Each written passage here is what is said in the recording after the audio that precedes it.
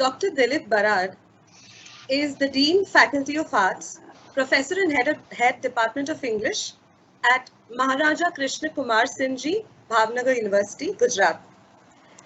He has adorned various academic positions in governing bodies, including being a member of the Executive Council of Bhavnagar University between 2015 to 18, Chairman Board of Studies English, Bhavnagar University from 2009 onwards, Member Board of Academic Planning, Bhavnagar University from 2018 till 21, and so on and so forth.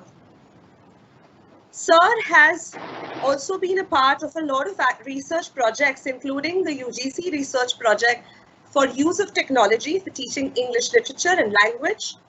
He has also done the MHRD NME ICT content project for literary theory and criticism. He has guided a number of PhD and MPhil students, 5 to be very precise, and 7 of his 5 PhD students and 7 of his MPhil students have completed their thesis and dissertation respectively. Sir is actively working in the field of integration of language and literature with technology. So without further ado, I will hand over the mic to Dilip Barad, sir. We welcome you, sir, as the first plenary speaker of today. Thanks a lot. First of all, thank you for inviting me in this interesting webinar. Quickly coming to the point, I am sharing my screen because I have a PPT to show.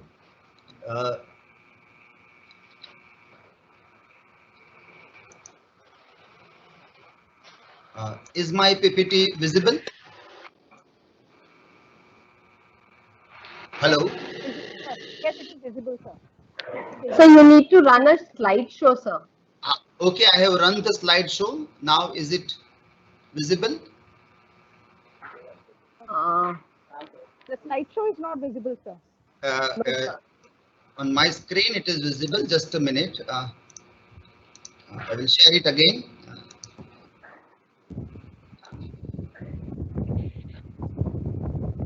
Okay, now?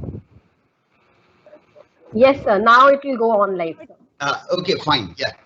Okay, so in this national webinar on the future of language and literature in the virtual era, we already were facing a kind of an interesting problem and dilemma regarding virtual world, digital world, and literature. Literature has always thought of digital technology, science as a kind of an enemy. If I use a very general term for the word like enemy for this relation that language, literature, and science, technology, and digital has dealt with. We were debating a lot whether how virtual world, the digital world, is going to damage, I put the word in inverted comma, the future of language and literature. But suddenly we are in an era like post-COVID era, or coronavirus has completely changed the entire course of debate about virtual era. And that becomes very interesting to observe now, that what kind of questions we need to ask to address the future of language and literature. I would like to throw some of the very quick lights on these issues. When we were,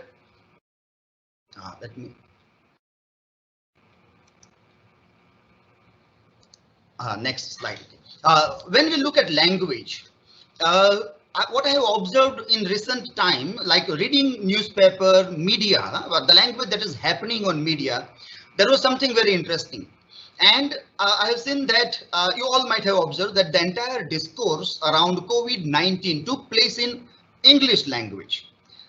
Indian regional languages assimilated many words without translating them.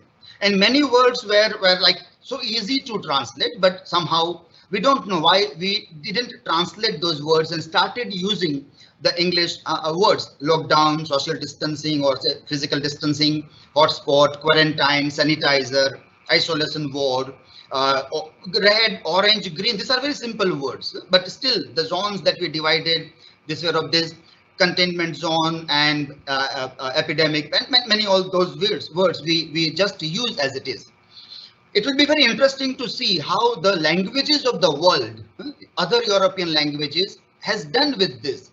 Have they found a translated term for this, or they also are using this? This leads to a very interesting point, that has English become such a kind of a global language that we can't exist without English language.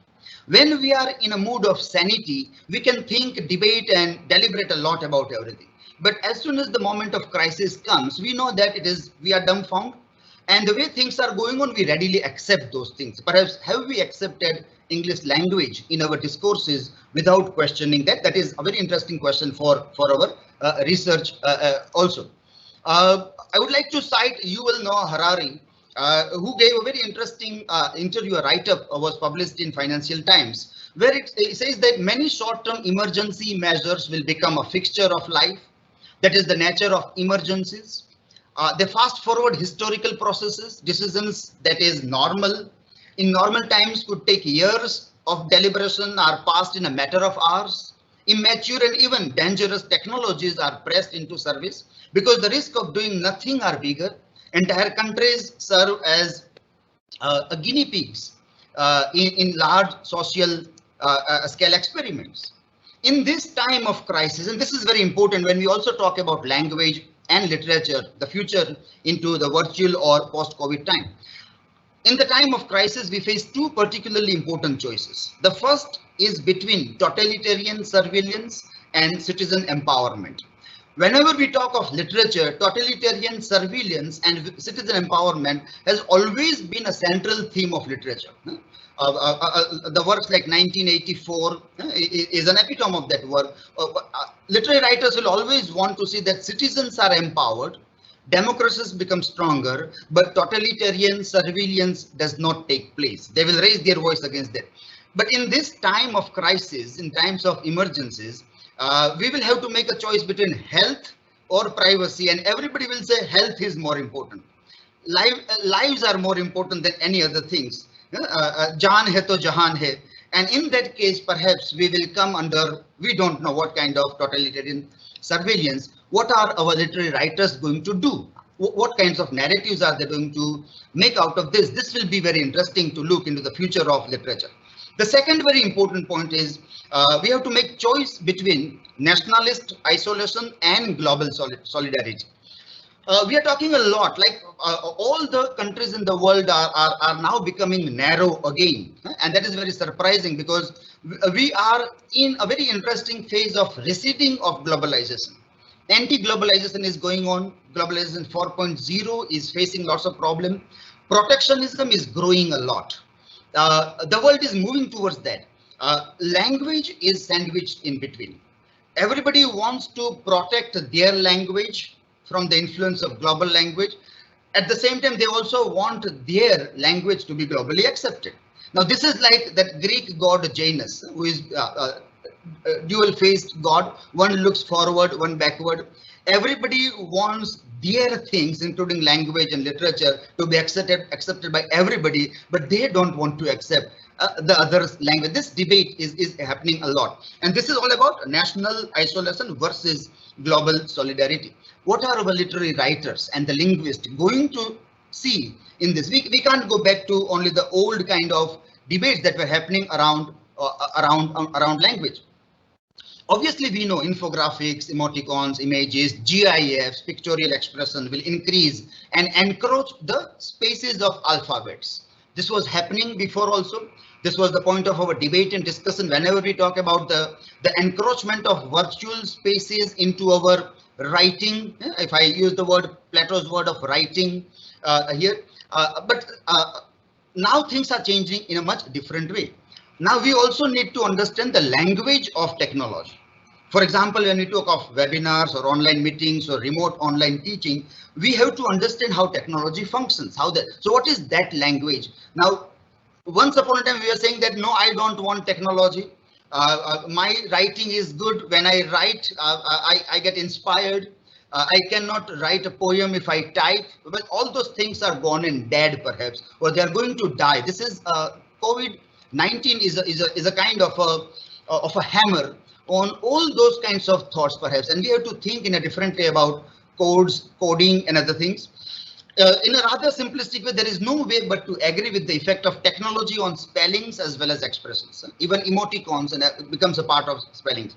with reference to David Crystal, who is a champion of saying that technology will affect English language and we'll have to accept the influence of technology in English language. This is going to be very soon a kind of a reality in our world. So how we see language in this will become very interesting. Second point, literature. When we talk of literature, if it is Marathi literature or Gujarati literature, it's something different than what we call about English literature. Now, this difference we have to keep always in mind. We can't talk about literature in general for the regional literatures and the English literature.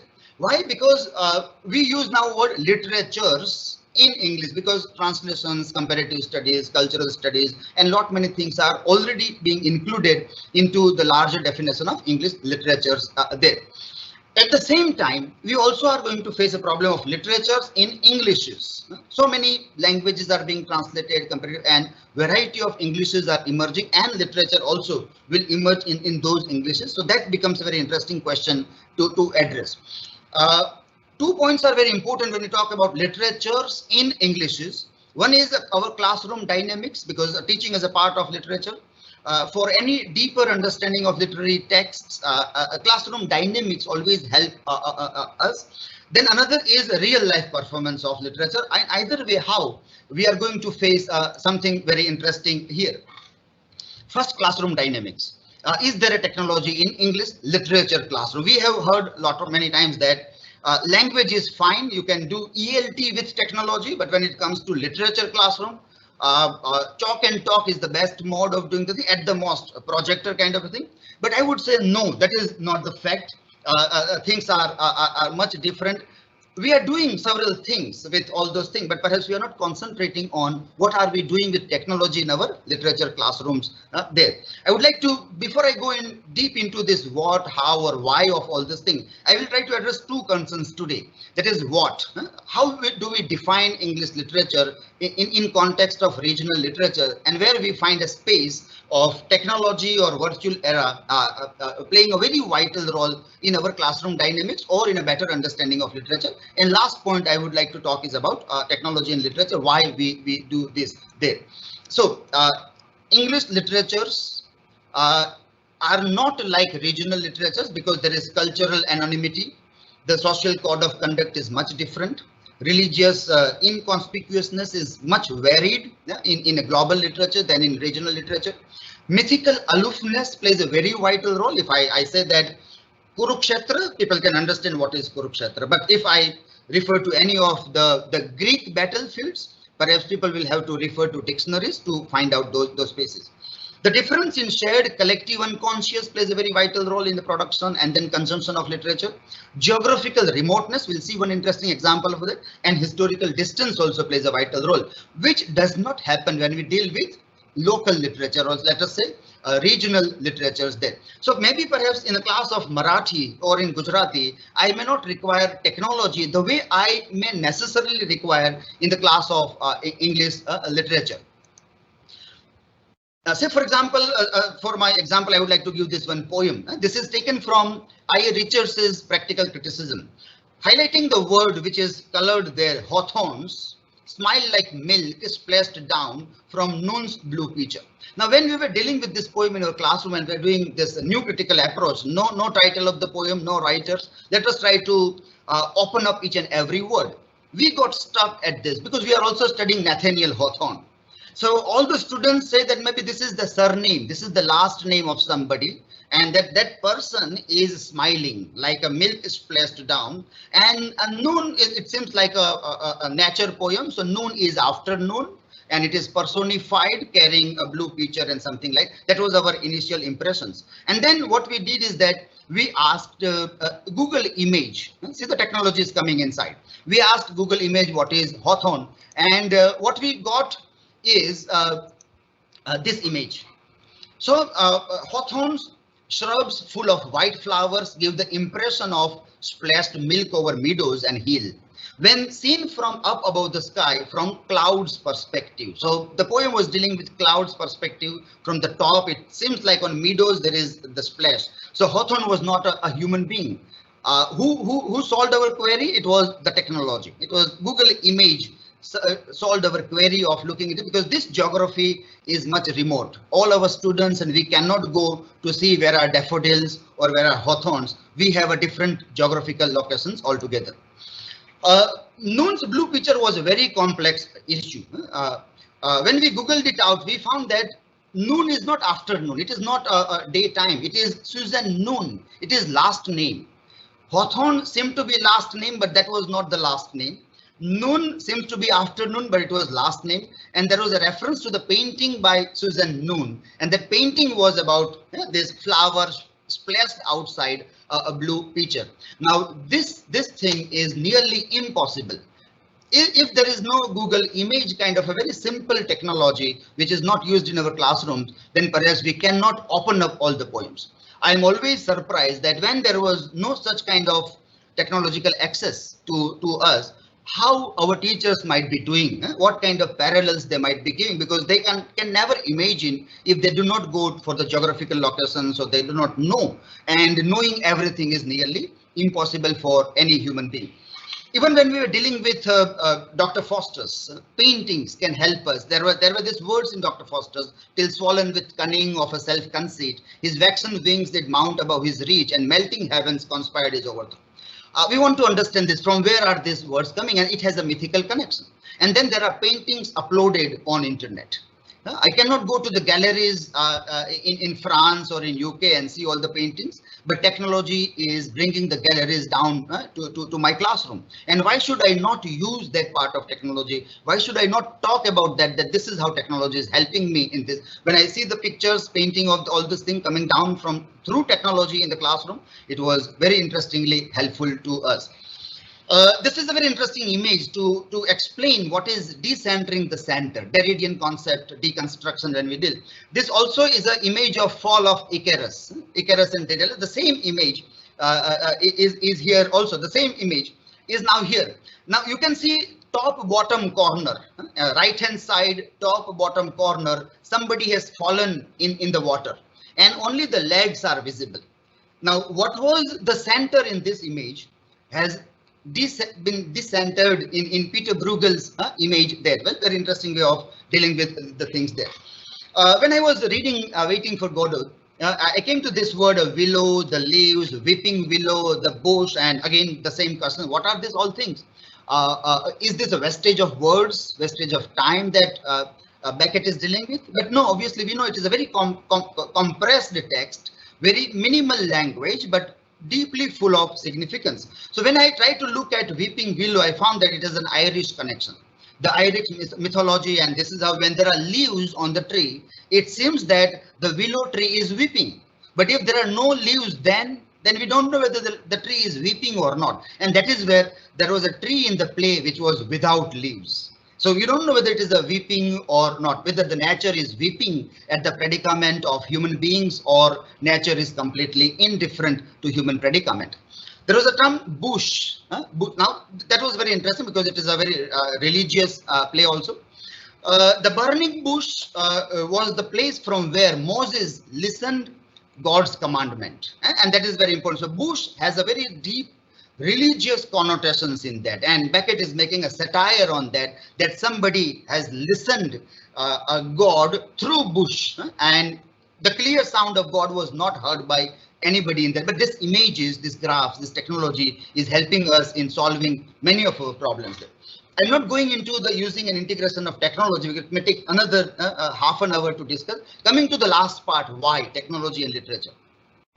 Literature is supposed to be against technology, and that is fine. We have seen that. Digital humanities, when we use this term, it is an oxymoron because digital and humanities do not deal with the thing. Digital goes with the surveillance, humanities goes for empowerment and freedom. So that is the point of concern there. But very interesting things are coming up there. Matthew Kirschenbaum's this article, what is digital humanities, what is it doing in English department, is very interesting. He is questioning that why in humanities, in the study of literatures and language, it was English department where digital things started coming much earlier than all other languages, including French, Spanish, any other languages world. It was English department. So he says that one is that the computing started happening in English language, the codes, the initial codes that are written that are in English language. So English language has an added advantage of you being digital, and at the same time, many people were started uploading English literature on internet. That was the second advantage, that lots of uploading started happening. So the first uploads that were happening on internet that were of English literatures, and that advantage today also is there. Third very important point is that English departments are more open to the cultural diversities of the global phenomenon than perhaps the other departments are there. We used to debate, you can't write a poetry on a computer, but this is a very old debate now. Now today's debate is that, can a computer write poetry? Now there is no doubt that no, it is yes. Now the answer is yes. There are these kinds of websites, botpoet.com, where they say what is computer poetry. They also make us play with the thing that whether this poem is written by a robot, bot is robot, or human being. So that kind of tests also we can take, and we can understand what is happening with the computer writing poetries. There are so many softwares, poem generator machines, which we call it. You want free verse, quick poem, haiku, couplets, sonnet, limerick, narrative poem, whatever you want. You go to this website, give keywords, and your poem is generated. So what we are entering into is generative literature. We have to define generative literature. We have to also think of criticism of generative literature in coming days. It is a text produced through computers with the help of set of rules, dictionaries, and algorithm there. Very interesting thing happened during this lockdown. On this Facebook page of Stream On, they were performing the play over Zoom platform. And there were 10-minute plays, and it was around the globe from various continents. People assembled on one platform, and then they streamed the play, and that was performance. It was not reading of the play, it is performance. I would suggest everybody to go to this Facebook page and see how the dynamics of performance of the play is changing on digital platform, and that is like social media platform like Zoom or say Facebook there. Apart from this, new challenges that are coming up is about artificial intelligence and unconscious bias that we have to face, and ethical concerns are very important. While the literary project for making humans human is yet not over, the humanities people have new challenges to make robots human now. And so we have many of these talks that artificial intelligence also is getting human biases. How are we going to think of, like, feminism, for example, has lots of biases. Post-colonial narrative has a bias, a black and white has a biases. These are creeping inside our artificial intelligence also. Our robots are also discriminating like human beings. What can be done about that? These are very interesting concerns.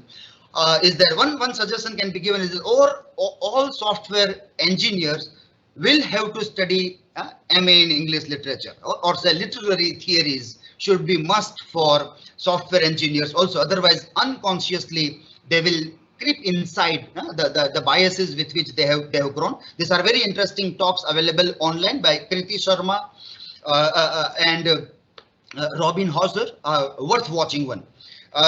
This is a very interesting project about driverless cars, and as we see that if car has to meet with an accident, driverless car has to meet with an accident, there is a cyclist on one side, there is a human being walking on the pedestrian, there is a car, there is a young person, there is an old person, there are children. What will car decide whom to kill if there is a choice then? So this moralmachine.meet.edu, you can go and you can try, and not many people are trying out this, because what we are going to think, our AI is going to think.